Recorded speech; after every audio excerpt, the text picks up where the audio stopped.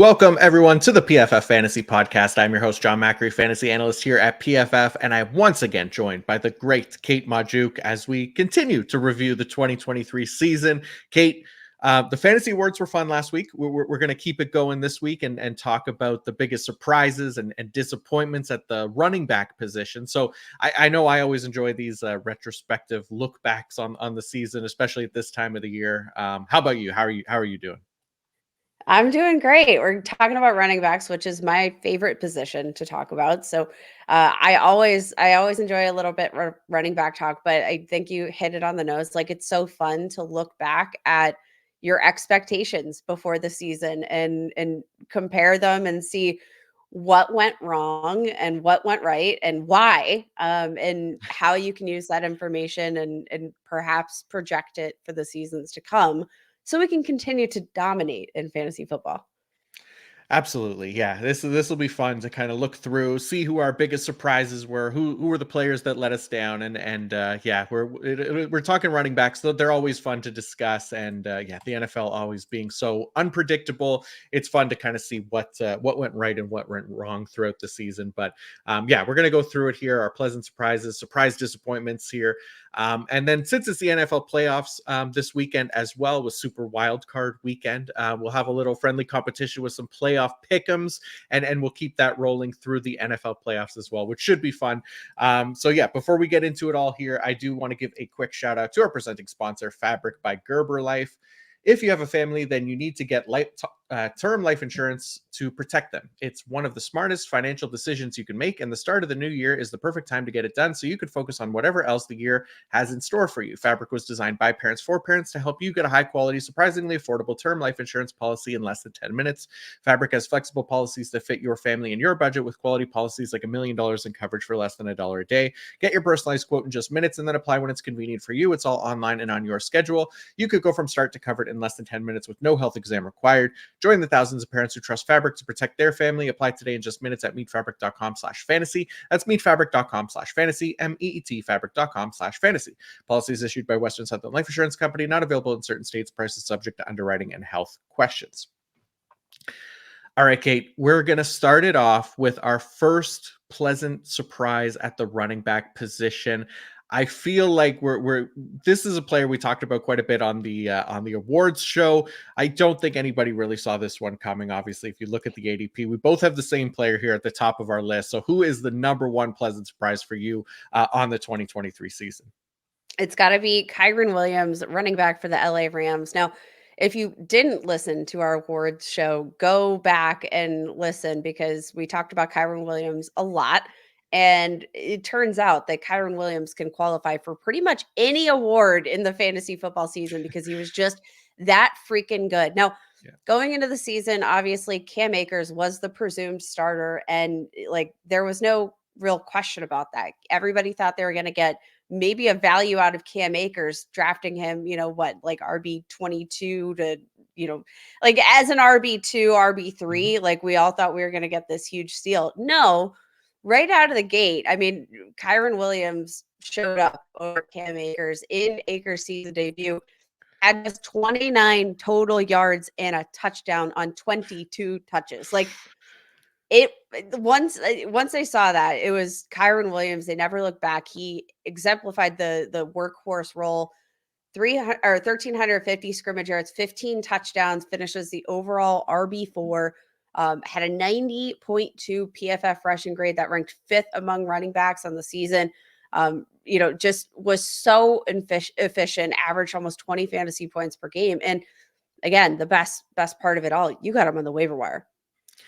Yeah, that was definitely the best part, right? Is like as soon as we saw that in week 1, right? We saw how ineffective Cam Akers was, and Kyren Williams touched the ball 15 times in that game as well, too, and punched in 2 touchdowns. I mean, they traded Akers just like a few short weeks later as well, right? And you mentioned all the numbers for Kyren Williams, and that was with like a 4-game stint on IR too, right? So he still put up these ridiculous numbers, finished as the overall PPR RB5 with missing those 4 games. He was only second only to Christian McCaffrey in points per game at the position as well.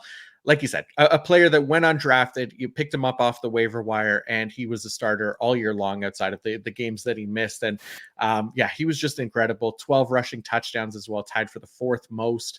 But we talked about him a ton in the last episode. You hit all the highlights here for him as well. So Kyren Williams, it's hard to argue him being at the top pleasant surprise of the 2023 season.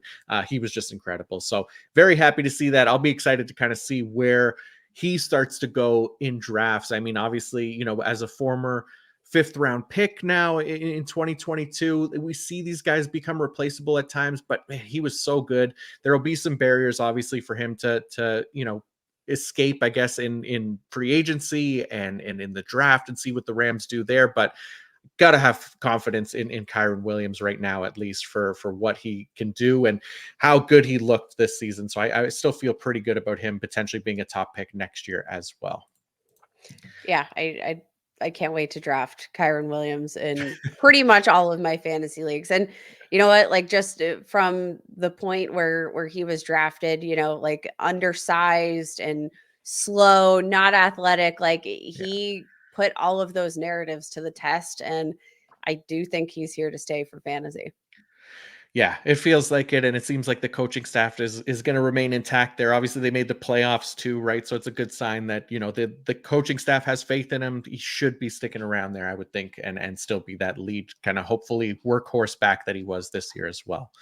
Um, so on to the next player, and this one we've switched it up. We're actually alternating. We're going to start with a positive and then a negative, just so we don't end in all negatives here. So our next one is a surprise disappointment. We also have the same player for this one, another one that we highlighted in the award show last week. Who is your top most disappointing player running back of the 2023 season? It's gotta be Austin Eckler, who was probably drafted as the overall RB2 in your draft, maybe like a top 5 overall pick in your draft. Like it was hard not to be excited, right? He had back-to-back seasons with 18 plus touchdowns. You love that. Obviously the career high 127 targets in 2022. But entered this year and like to be fair, I don't know how much of Austin Eckler's struggles this year are necessarily, due to him being quote unquote washed. I don't think he's totally washed at this point, but you'll remember starting off the season, he had 16 rush attempts, 117 rushing yards, a touchdown, put on another 47 yards through the air. Like Yeah. he had an absolute monstrous game and he only played 51% of offensive snaps in that game. Suffered an ankle injury, missed the following 3 weeks, and when he came back, looked like a different running back. And I do wonder how much of this was the offense wasn't that good. They lost Mike Williams, like people started to get unhealthy, Justin Herbert, like there were a myriad of factors that I think, put Austin Eckler in a position to disappoint.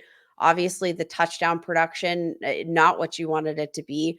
Just 6 total touchdowns on the year. But, there were a lot of signs that maybe we should have seen coming. But I also think there were a lot of, things contributing to this that wherever Austin Eckler lands in free agency, we might end up seeing him become a decent value in 2024 just based on the fact that this was a disappointing year. And there are going to probably be a lot of people wondering, is he washed? And I think he's still got a little something in him. Okay. Yeah. I mean, we both have the same player here. It's Austin Eckler. And yeah, maybe a potential, kind of buy low candidate for Dynasty, just in that if it depends where he goes too, right? He's a pending Mhm. free agent at the end of the year. Like maybe he sticks around in the Chargers, maybe he goes to a better situation. But yeah, it was obviously not a great year. We talked about it a bunch last week as well. And you just highlighted a lot of the reasons why too. And you look at the running back position as well. And it's a position that's very dependent on the system and supporting cast around him too. So there is potential that it's not just on him, but potentially support blocking and obviously the team and the offense as well. So there's a number of reasons why Austin Eckler was a disappointment, but I mean the return on investment obviously is what killed fantasy managers, right? Like you said, top 5 pick in most drafts. and then did not deliver anywhere near that range. He ranked just 22nd in PPR points per game.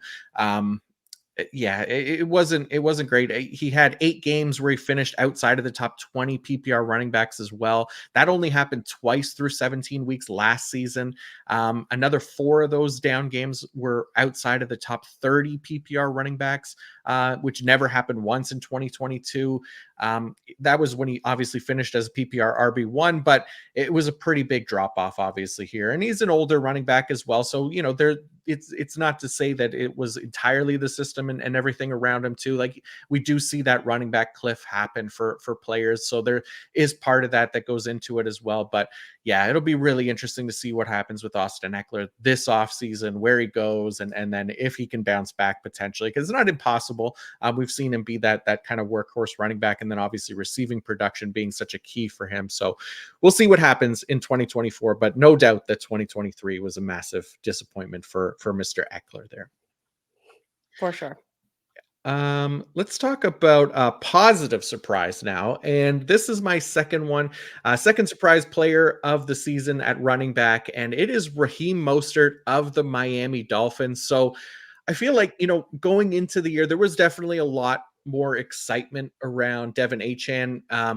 Heading into the season, I think Mostert mostly went overlooked in a lot of drafts. He was often taken after Achane in drafts this season too. So I think, Achane himself was great this year, and he was a surprise in his own right. But I think for Mostert, consistently delivering for fantasy managers all year long, PPR RB2 through the first 16 or 17 weeks of this, through this first 16 weeks of the season, I should say, because he missed week 17. He led the NFL with 18 rushing touchdowns this year. He added 3 receiving scores, so tied with Christian McCaffrey for 21 touchdowns. Obviously, like I said, he missed week 17. So that was obviously a bummer, but I think the return on investment that he provided as, I think, RB41 in ADP heading into the year, more than anyone could have hoped for. 17.8 PPR points per game, which was good for 4th best at the position, and helped by the fact that he never recorded fewer than double-digit touches in 15 games this season, with 16.3 touches per game on the year. And what's crazy is he's going to be 32 years old at the start of the 2024 season as well, but he is still expected to be under contract with the Miami Dolphins. He'll have a shot to kind of be an age outlier for the position potentially once again.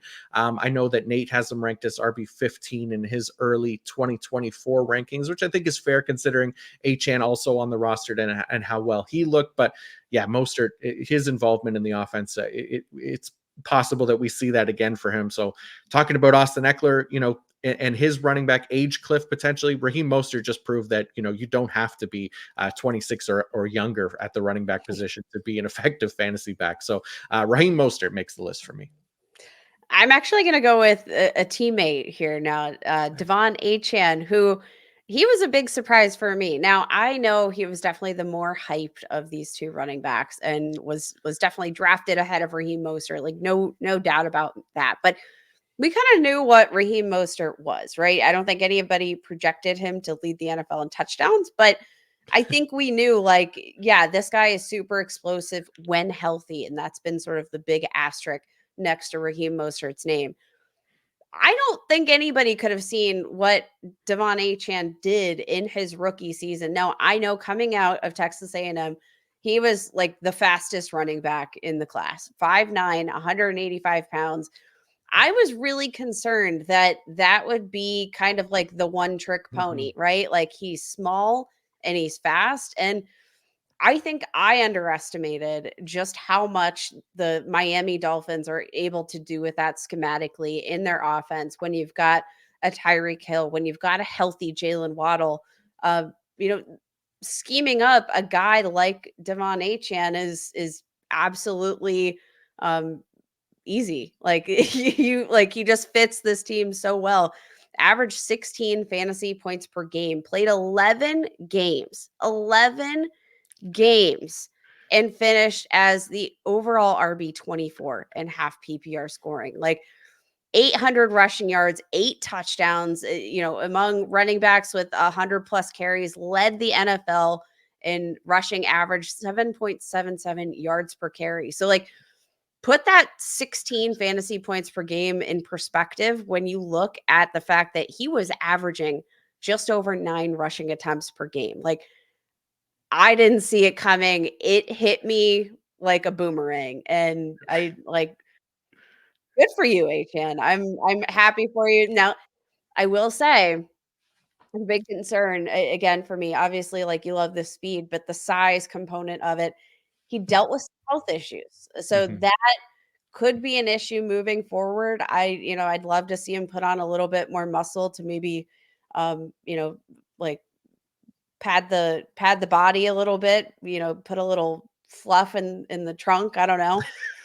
But, like, I'd love to see him just put on maybe a little bit more mass moving forward.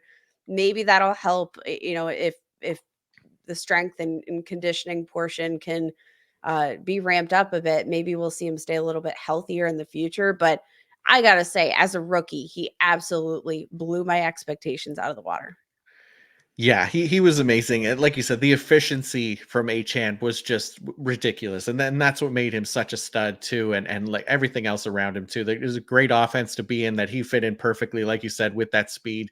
And yeah, I would be good to see him kind of bulk up a little bit in the offseason. So yeah, being on fluff in the trunk watch, like you said, this And offseason, just to see if I'm he could gonna get, need that on a t-shirt. I'm gonna yeah. need, like, just a collection of t-shirts of, some of the weird things that have come out of these shows over the course of the season, but I mean, John, I don't mean to brag, but there was only one running back that had a better PFF rushing grade than Raheem Mostert this year, and it was Devon Achane, so Yeah, he was amazing. That there is no denying he was definitely a surprise. Especially again leading all players in yards per carry as well, and pretty historic mark there as well, 7.7 yards per carry. So definitely agree with Devin Achane being a pleasant surprise on this season. And we'll go to our next disappointing running backs of the year. Who did you have at the second spot on your list as far as who let you down? it's gotta be Tony Pollard, who I'm, like, still having nightmares about. I was so excited about Tony Pollard. I tried to draft him, Mhm. anywhere I could. I drafted Tony Pollard, and, like, he looked like before becoming a lead running back, he looked like a lead running back. He looked so explosive. Coming off of this injury, however, I feel like he's lost a step. Had a season-ending leg injury in 2022, came back. I do think he was healthy, but it does feel like he lost a bit of that explosivity.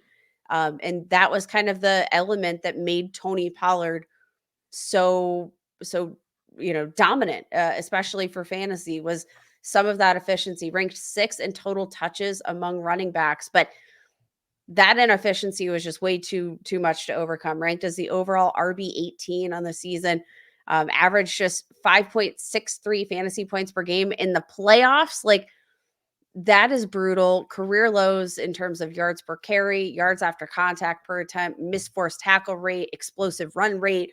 Like, this was the most disastrous way we could have seen Tony Pollard's season, I think, coming to fruition. Yeah, this sucked for sure. I was with you. I was very high on Tony Pollard coming into the year. I think he made my guys list.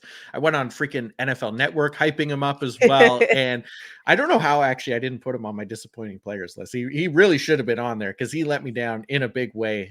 It was not a good season for Tony Pollard, especially not in comparison to what we expected. Like you said, coming into the year with Ezekiel Elliott out of the picture and all the numbers pointing to Tony Pollard being a potential RB1 back. And he had his good weeks, but man, so many bad weeks and just not the player that we expected him to be in 2023. So hopefully he's another one that could potentially turn it around next season. But yeah, that was not a good year for Tony Pollard, Mm-mm, unfortunately.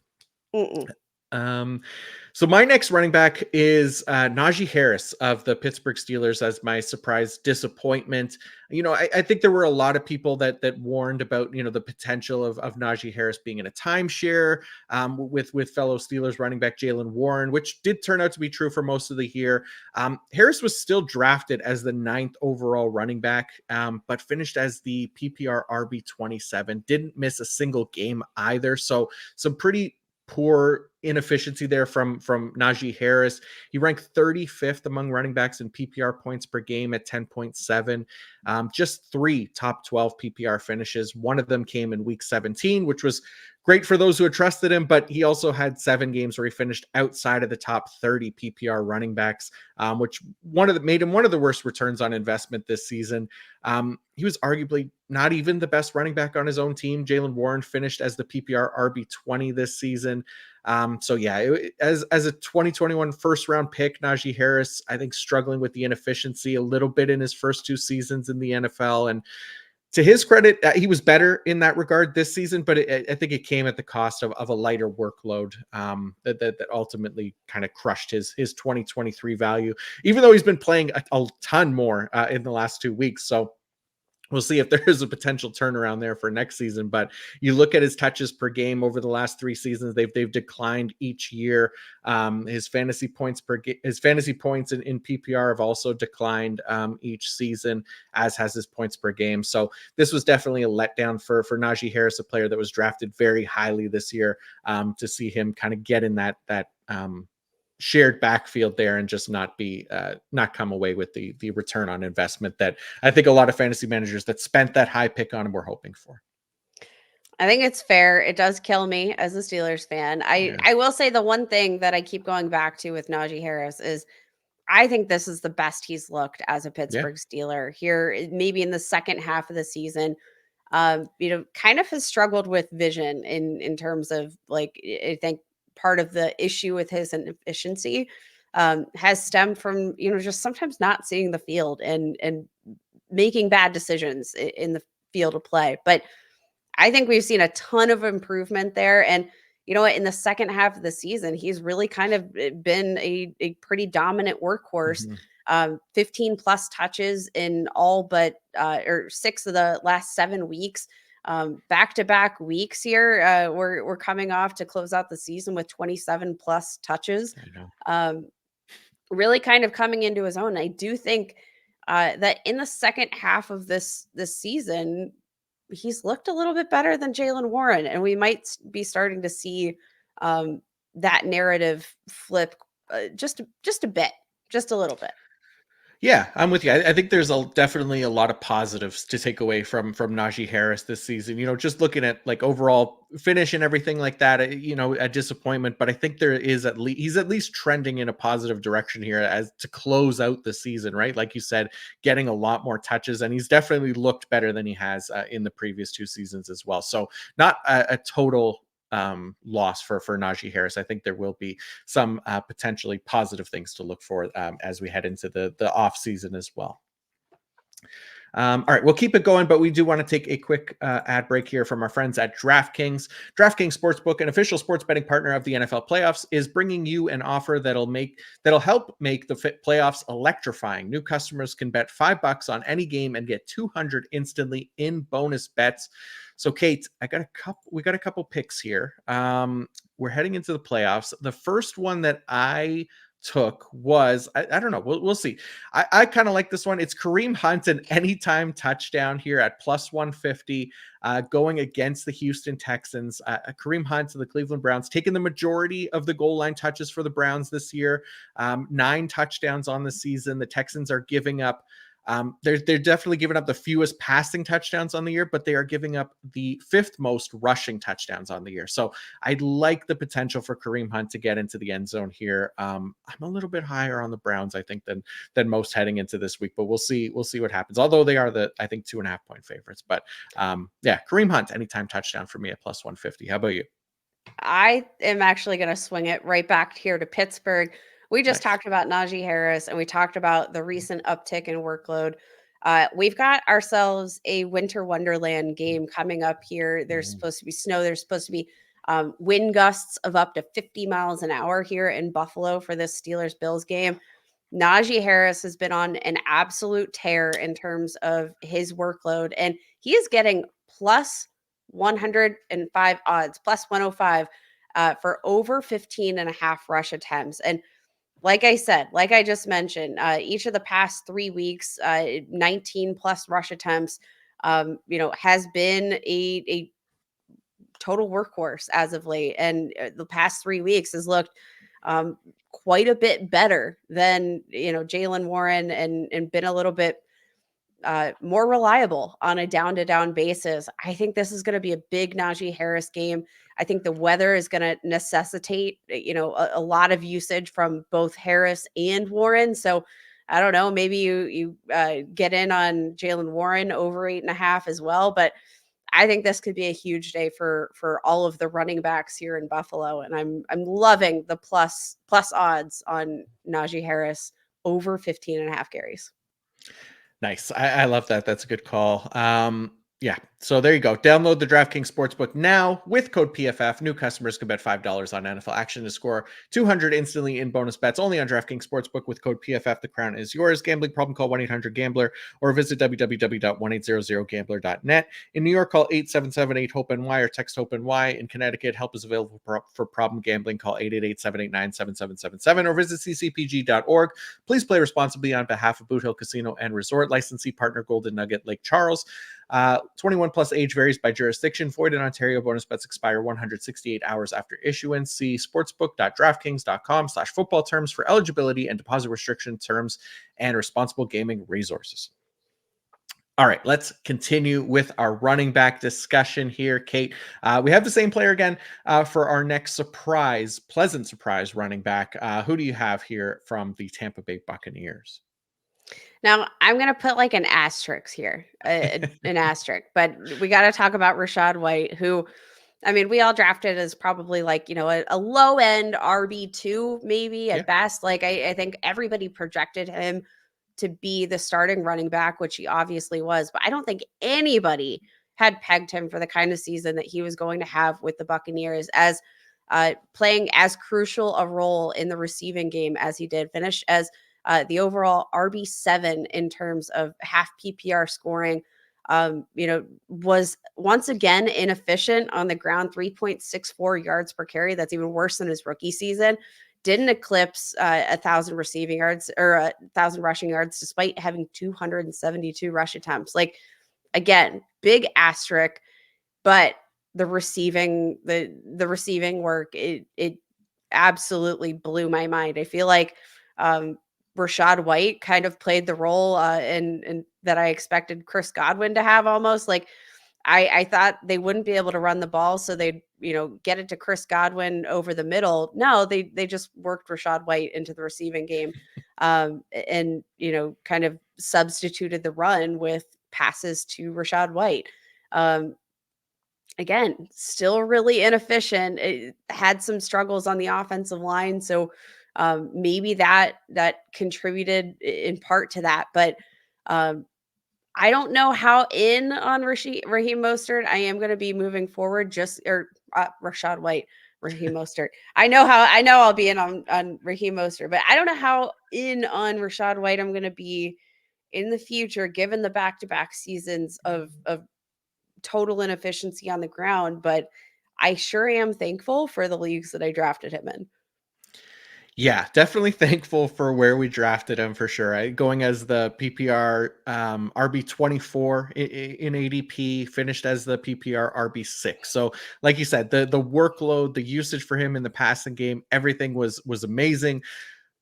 Just wasn't very efficient, right? So this feels like a situation where there could potentially be somebody brought in to help at the running back position, right? This offseason, we'll see what they do. They also have some options there that they drafted this past offseason. So I think there's definitely a chance, like you said, that they could maybe lessen White's workload here with some more competition at the running back position, because like you said, just not very efficient, unfortunately. But yeah, while we were riding him in this season, we're very happy with what he was able to provide for us.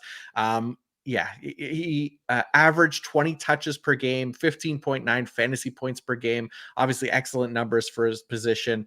But yeah, him and Christian McCaffrey were the only running backs to carry the ball more than 250 times, catch at least 60 receptions, and record more than 530 receiving yards. They both led the position in snap share as well at around 80% of their team's offensive snaps on the year. So obviously, he didn't have the touchdown rate that Christian McCaffrey did. McCaffrey with 21.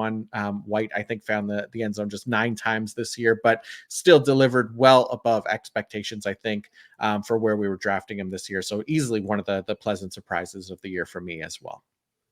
For sure. How about a disappointing player here? Who was somebody else that let you down at the running back position this year? I don't even want to talk about it, but we got to talk about it. We got to talk about Damian Pierce, who I was all in on. I Yeah. think we mentioned him last week on Mhm. the disappointment show. He was easily one of my biggest disappointments heading into the season.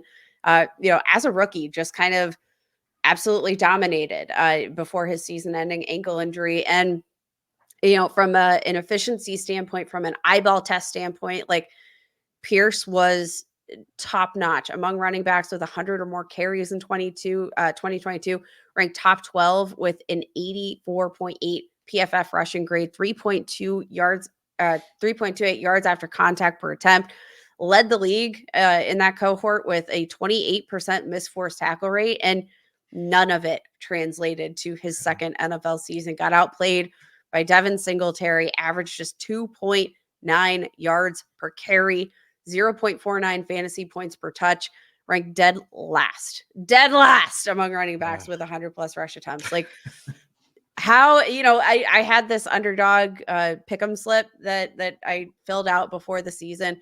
Every single one of them hit except Damian Pierce's rushing yard total. How dare you betray me, Oh, Damian?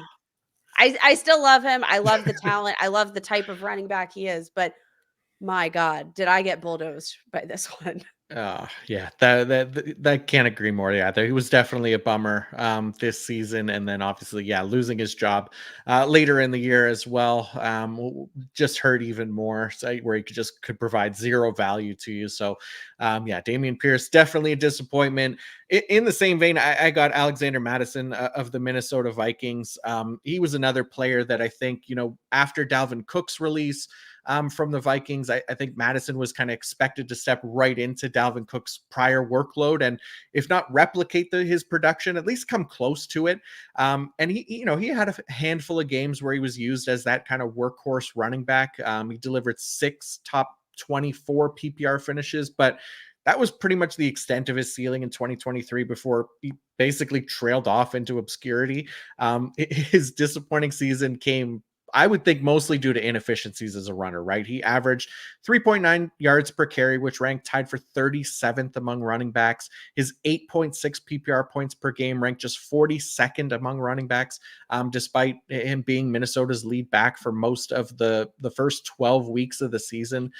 Eventually, he lost his starting job to Ty Chandler as well, right? Coming out of the team's week 13 bye, that's where we started to see the shift in usage, and really that was the final nail in the coffin for Alexander Madison, who was drafted as the 20th running back off the board in ADP this offseason. So just did not deliver after Dalvin Cook's release. Had people excited about him. I know I was potentially excited about him and drafted him in quite a few places because of the potential there for a workhorse role, but just was super inefficient and did not deliver, and then eventually lost his job. So Alexander Madison, definitely one of the big letdowns for me this year. Yeah, I got Madison in a couple of leagues, and it didn't feel good. Again, I think Yeah. we projected for that workload coming out of the gate, and I don't necessarily know that a ton of people expected inefficiency, but I don't think anybody expected this level of Right. inefficiency, and I definitely don't think people projected Ty Chandler to come out and steal that winning job and look better for it. Like Yeah. that's kind of what's the biggest kicker. Obviously, the Vikings have had a lot of struggles on offense with injuries this year, which is it sometimes makes it a bit harder to evaluate these individual players. Are they not producing, due to their position in this offense, or is it the offensive line? Like there are a lot of different variables, but when the backup comes in to that same system, same situation, and looks that much better, yeah.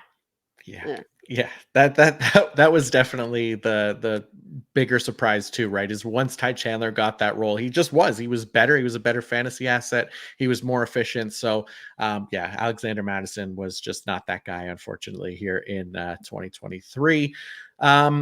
You had mentioned Damian Pierce as one of your disappointing players, and in the same vein, Devin Singletary, one of the more surprising players for me, right? So I was going to put both of them on my list as well, but I wanted to just focus on Devin Singletary as the positive surprise, right? Because Damian Pierce, he was still averaging, I think, 17 touches per game through the first 8 weeks of the season. But like you said, he was inefficient. He only had one rushing touchdown, didn't have a single top 12 PPR finish over that span. Then he missed time with an injury. And that's what allowed Devin Singletary to kind of step in and really shine the rest of the way. He even finished as the PPR RB9 from weeks 9 to 17. Went on to touch the ball 18.9 times per game from weeks 9 to 17. And that allowed him to deliver 3 top 5 PPR running back finishes, on top of the ninth most fantasy points by running back. Singletary, he was one of those waiver wire additions at the midpoint of the year for most fantasy rosters, and that high end opportunity and then the production that came with it, I think were definitely enough to include him as a pleasant surprise on this list, even though it wasn't for an entire season. In the latter half of the year, he was definitely a pleasant surprise. He ranked from weeks 9 to 17, third in offensive snaps played, fourth in carries, third in rushing yards, ninth in PPR fantasy points, and ninth in half PPR fantasy points. So really strong second half of the season for Devin Singletary. So that got him on my list. I think it's fair, though I reject the premise because I am angry that my guy Damian Pierce didn't lost his job to. It could have been him. It could have been him. Yeah. I know it's a bummer for sure, especially like you said, that underdog slip and him being the only one that let you down. It's always Mhm. soul crushing when these players you look back and they disappoint you like that. But what can we do? That's what makes the NFL so unpredictable at times, right? And we do our best to read the tea leaves before the season and through the season, but nothing is 100% predictable. So that's why we do these exercises. So who did you have next as your final pleasant surprise of the season? It's gotta be David Montgomery for me. Let's give him his flowers because obviously all eyes heading into the season were on rookie Jameer Gibbs. Like there was nobody that I think was overly excited to draft David Montgomery. Ended up finishing in 14 games as the overall RB13 and half PPR formats. Just over 1,000 rushing yards, 13 rushing touchdowns, which I like that touchdown usage, obviously, for the Gibbs managers, very frustrating, but tied for the second most rushing touchdowns in the league this year. Ranked 10th in PFF rushing grade, tied Jameer Gibbs with a 22% missed forced tackle rate, averaged 0.41 fantasy points per touch. That outpaced Gibbs this season. Like, I think from a workload perspective, David Montgomery was an incredible surprise from a production standpoint, an even bigger surprise. Ranked fourth in terms of carries inside the 5, fifth in terms of red zone carries. Like he was getting these very valuable touches, and he produced with them, which I think is all the more exciting. Yeah, he was awesome, and like you said, Jameer Gibbs definitely was the more exciting player coming into the year, and it still is obviously, and he had an amazing season himself. But like you said, David Montgomery definitely a surprise in just how good he looked and how productive he was. And we talk about running backs in systems and how that can play a part in their production or lack thereof. And you look at the Lions, and man, they have been excellent for the running back production over the past couple of years for sure. And David Montgomery benefited from that as well. But he did look good himself, so definitely, like you said, got to give him his flowers. And yeah, I think definitely worthy of making the list here. All right, final name on the list, and it is one of our disappointing players, and we do have the same player here, Miles Sanders of the Oof. Carolina Panthers. Similar to Alexander Madison, I think, in a way, right? Get drafted in that same kind of range. He was RB19 in ADP, and really failed to kind of live up to his, I think, strong 2022 season as well. He was PPR RB15 with the Eagles. He was expected, I think, to be the clear RB1 for the Carolina Panthers. And for the first few weeks of the year, that was true. But much like Alexander Madison, Sanders' ineffectiveness as a runner on an already poor offense pretty much gave the team no choice but to seek help elsewhere on the depth chart. That allowed Chuba Hubbard's role to kind of increase before he ultimately overtook Sanders as the team's lead back in as early as week 6 as well. So Sanders, he continued to get limited opportunities, but I think the damage was done once he lost that starting job. He not only failed to live up to that RB19 ADP, but also finished as one of the most ineffective running backs on the entire season, recorded just 1 touchdown on the year compared to his 13 from last year. He was a disappointment in every sense of the word, really. You look at his overall production, RB51 on the year in Oof. PPR, 5.7 PPR points per game, which was 59th among running backs. 3.3 yards per carry, which was tied for 56th among running backs, and a 58.7 rushing grade, which was 60th. So not a good year for Miles Sanders there in Carolina. Nope. You captured that perfectly, and it made all the more disappointing too, based on the contract. Like Miles Sanders is averaging the 8th highest annual salary for the running back position. The Panthers came out; they made a commitment.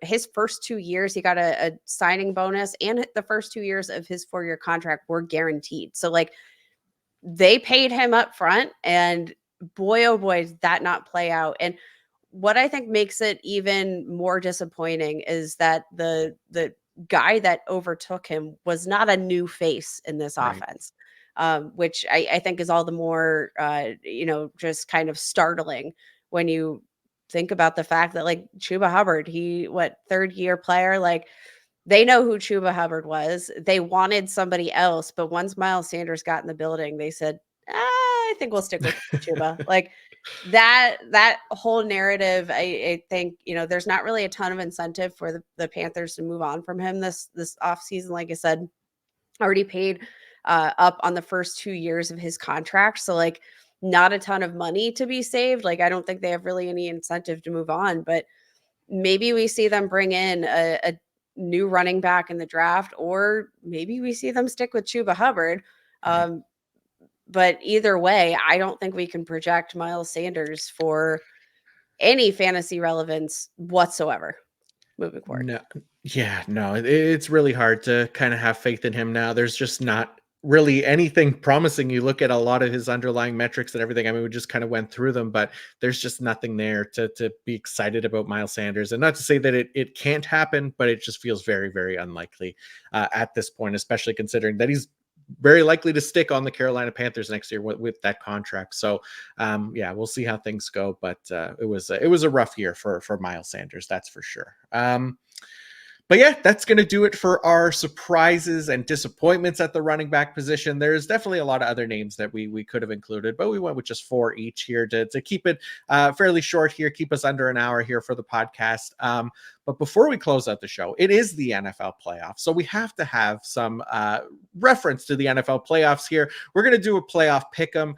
Kate, we got 6 games on the slate here in Super Wild Card Weekend. So we each have a pick, just straight up win, I guess, is all we're looking for. We're not looking to cover the spread or anything like that. So we'll go through each game, we'll record our picks, and then we'll see where we're at after this weekend and next week as we continue to do this throughout the rest of the playoffs. But let's start things off with the first game of the week. It's the Cleveland Browns at the Houston Texans, the winners of the AFC South. Kate, who did you pick to win this game?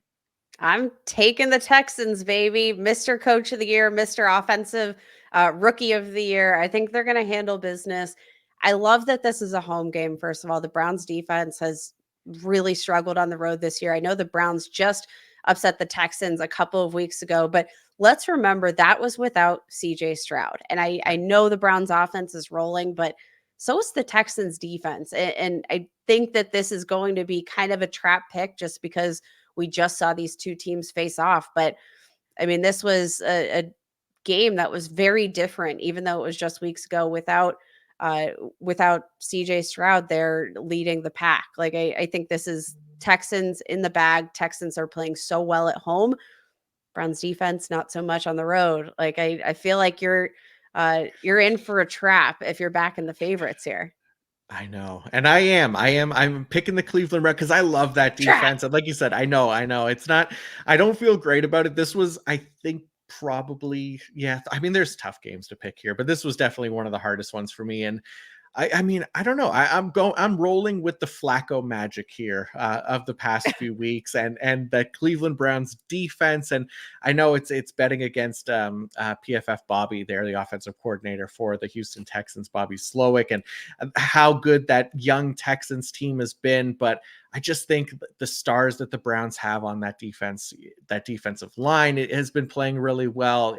They're potentially getting Grant Delpit back at safety as That could well. be He's huge. been a stud for them this season. So I know if the Browns are still favorites. It's on the road.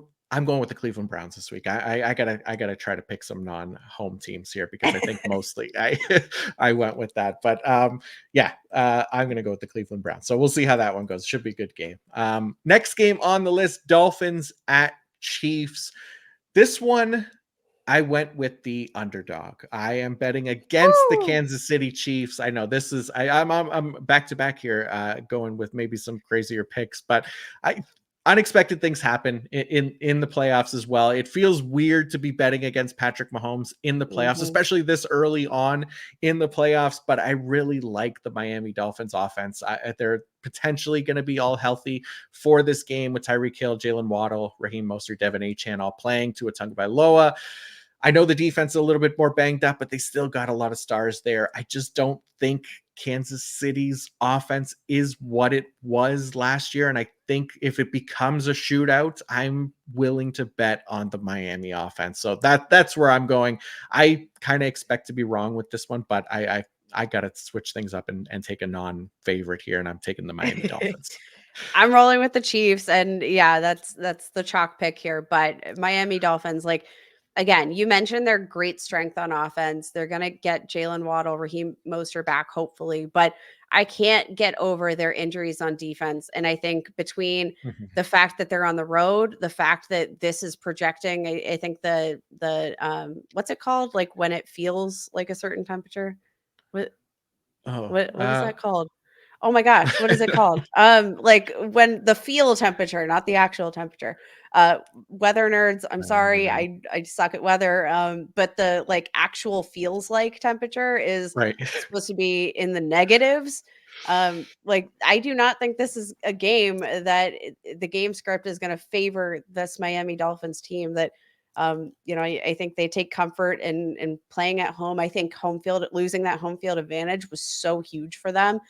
It's a really hostile environment. And you know what? Like while their greatest strength is on offense, the Chiefs' greatest strength is on defense. And when I'm going to edge those two things out, paired with the injury to Bradley Chubb, Xavier Howard not in this game, Andrew Van Ginkel, Jerome Baker, like this team has lost a significant number of starters on defense. I I think it's like easily Chiefs in the bag. All right, there you go. So, okay, we're different on our first two games here. So we'll see if the third game, if we have some similarity here. And it is the Steelers at the Bills. Kate, are you picking your favorite Pittsburgh Steelers to win this game? They're 10-point underdogs here in Buffalo. I'm not, although I do think the Steelers have a chance to cover the spread at Yeah. plus 10.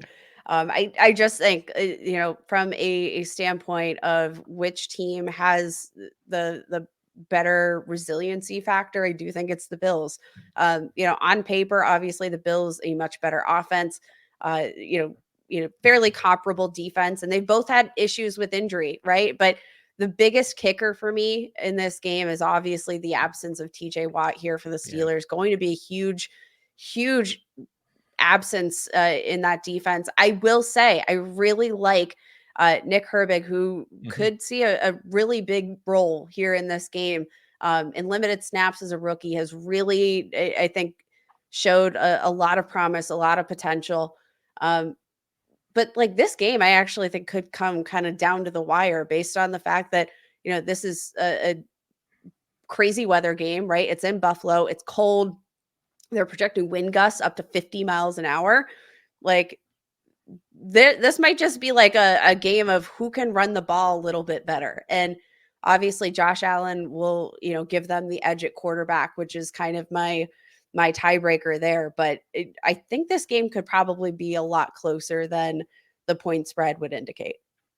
Yeah, I'm with you. I like the Steelers actually to cover the spread here. 10 points it is a lot. And in a game that, like you said, there's going to be some weather issues going on there. And the Bills, it's not like they've been dominant all season long or anything like that, right? They've definitely had their down games. And it's hard to bet against Mike Tomlin as well. Mike Tomlin's been just one of the best coaches in the NFL. So I think he keeps his team in this game. I'm with you. I'm taking the Bills as well, though, for the outright win. I think the loss of TJ Watt is going to be too much to kind of overcome, unfortunately. And I really like Nick Herbig as well. Had some really strong pass rush metrics coming out of Wisconsin, I want to say. I think it was Yep. Wisconsin. Yeah. Those Really good. Wisconsin boys, man. It's Yeah. like they've got a factory. There's something going on in Wisconsin, that all that Yeah. cheese. I Oh, don't yeah. know. It's doing them good. Yeah. They've definitely got a lot of studs coming out of there. And yeah, I like Nick Herbig, but I mean, he's not TJ Watt. Not many players are, right? So that's kind of the one of the big difference makers there. And then obviously a quarterback as well.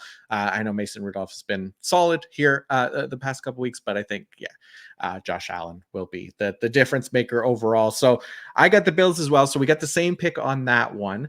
How about the next game? It is the Green Bay Packers at the Dallas Cowboys. We know the Cowboys' history in the playoffs hasn't been great, obviously, in recent years, but are you picking against them here against the Packers coming in as, I believe the Packers are the 7th seed in the NFC, right?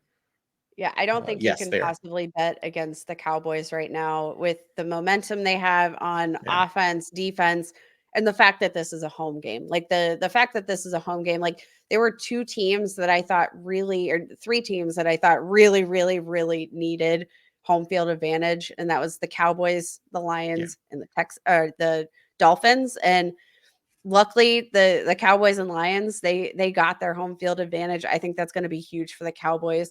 And that's not to undersell the season that the Packers have put together. Mhm. I've been immensely impressed. Cannot believe that Jordan Love in his first season as a starter, 4,000 passing yards, over 30 touchdowns at 32. He finished but Jordan Love is no match for the Cowboys defense. Micah Parsons, this is going to be, you know, Duron Bland, like this is going to be a they're all going to eat him for breakfast. I think. I don't, again, not an indictment on Jordan Love, because I've been so impressed with what he put together in his first season as a starter. But the Cowboys are the all around better team. They have the better weapons. CeeDee Lamb right now is unstoppable. I just don't think, from a momentum standpoint, from a personnel standpoint, there's no edge that the Packers really have over the Cowboys at this point. Yeah, this one I feel like was a fairly one of the easier picks for me as well. And yeah, I'm glad I didn't pick against the Cowboys, because very strong reasoning there in favor of the Dallas Cowboys by you. I went with Dallas as well. Yeah, that defense under Dan Quinn has been something else. They've been excellent all year long. The way Dak Prescott's been playing in that offense as well with CeeDee Lamb, I just don't think that Green Bay is going to be able to stop them on both sides of the ball. So I am going with the Dallas Cowboys as well. Next game, it is the Sunday night game. I can't wait for this one. It is the This Los is going to be Angeles so Rams. good. Oh, Matthew Stafford against the Detroit Lions in the playoffs. This is so exciting. Yes. I can't wait to see what happens here. So I went with the Lions taking this game at home against Matthew Stafford. I don't think he defeats them. I don't even know that it could be really called like a revenge game, because both teams really kind of won this trade, right? The Rams got a Super Bowl out of it with Matthew Stafford. The Lions have been excellent, obviously, even since the Stafford trade. So I struggled to call it a revenge game, but I mean, he kind of fits that criteria, I guess. But I still think that the Lions at home, just all around offense and defense, they've been solid this year. I don't know. I like the Rams. I just don't think that they have enough there to stop this Lions team. I think this Lions team is the overall better team on paper, and I think that's going to turn into a win here for Detroit. I definitely agree. I picked the Lions as well, though. Like again, an upset from the Rams Right. wouldn't surprise me necessarily, and I think that's like the worth mentioning at the very least. In terms of revenge game, I actually think like from Matthew Stafford's standpoint, like not so much. Right. But Jared Goff actually has like a fairly decent revenge game type narrative, right? Like he was kind of the throwaway in that Right. trade. They were like, you can have all these draft picks, but you have to take Jared Goff. And Jared Right. Goff has played extremely well. Like he has proved that he can lead a team. He has proven himself as a passer. Like I think Jared Goff has all of the revenge game narrative momentum swinging his way. The only question, obviously, like one player will not make or break a team unless you're TJ Watt and the Steelers, but they will be without Sam Laporta, who suffered a knee injury in week 18, has 10 touchdowns on the season, one of 3 rookie tight ends in NFL history to do that, by the way. He has been an immense portion of this offense from a scoring and yardage perspective. That's my only concern. Obviously, they have plenty of options. They can, choose to sort of run, and dominate in the trenches here with David Montgomery, Jahmyr Gibbs. We've seen, Jameson Williams come on a bit more in the second half of the season. But my only question mark is what does Sam Laporta in his absence do for this team? And that maybe we're underselling what that will do for the team a little bit. Yeah, it's such a big part of their offense, right? Like, and it definitely, there's not really any other tight end that they're going to go to. I don't think that they're, going to replace him with anybody, and obviously not going to replace his production either. So it kind of eliminates the tight end position entirely for the Detroit Lions. So that is definitely a factor here heading into the week. So I'm with you. I wouldn't be surprised if the Rams win this one. There's other games where I would be surprised if teams win, Steelers, Packers, but this one, I wouldn't be surprised to see the Rams come away with it. But yeah, I'm going with Detroit in this one and taking the Lions. I think they still have enough there to potentially get through this game. So we'll see how it goes the rest of the playoffs. But I think they could get through this first round here. And then final game of the week, it is going to be on Monday. It is the Philadelphia Eagles on the road against the Tampa Bay Buccaneers. Eagles are still 3-point favorites heading into this one. I took the Eagles. I'm a believer in this team. I know they have not played well as of late. They've really kind of struggled recently. Everybody's kind of banged up a little bit as well. I still really like this team. I have a hard time betting against the players, that roster. I like what the Bucs have done this year as well.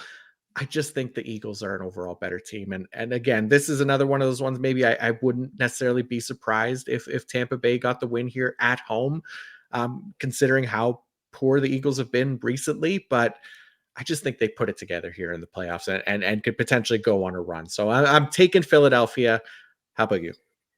I'm going with the Buccaneers. We're gonna see who wins out here Yeah. because like in the past 6 weeks, John, they have gone 1-5. They fell out of contention for home field advantage. That is why they're on the road because of their recent struggles. Their defense has struggled. Their offense has struggled. They've allowed 25 or more points in 4 of the past 5 weeks. The offense has scored 20 plus points in just 2 of those games. Like they're banged up. You mentioned, the injuries right now. You've got Devonta Smith, who's banged up with an ankle. AJ Brown hurt his knee. Jalen Hurts dislocated his finger. It was almost backwards, for crying out loud. Yeah. In his throwing finger, they lost Sidney Brown for the year with a torn ACL. They are not carrying any momentum into this game. There's calls for the head coach to be fired. Like this team is a hot mess. And this is coming from somebody who ahead of the season, I thought Eagles were winning the Super Bowl 100%, but they're not healthy. And, I think the locker room seems a bit of a mess right now. And I don't know that that's going to favor a team that's heading on the road in the playoffs. Like, there's a lot working against them. And like every bit of momentum that they've lost in the second half of the season, the Buccaneers have found. Yeah, that's true. Damn, I hate this. Yeah, you made a really good point. Yeah, I don't feel good about it. I got to stick with the Eagles, but oh man, yeah, that is it makes it hard because my gut says the Eagles, my head obviously saying the Tampa Bay Buccaneers, and yeah, it's hard to disagree with you there. Again, And I considering I coming will into the not week, I don't think it's possible to like root against this Eagles team. It's impossible to root against Jalen Hurts in specific. Like I love right? Jalen Hurts as a player, as a leader. He's Yeah, impossible to root against. But it's just like at what point does obviously they have an 11-6 record, but that 11-6 record, it feels like it doesn't even belong to them. It right. belongs to the Eagles we saw coming out in the first half of the season. And this is a very different team than they were in the first half of the season. And that's not to say they're not still a good team. I think they're an injured team, a very Yeah. banged up team that, from morale to injuries, like, no bueno for me.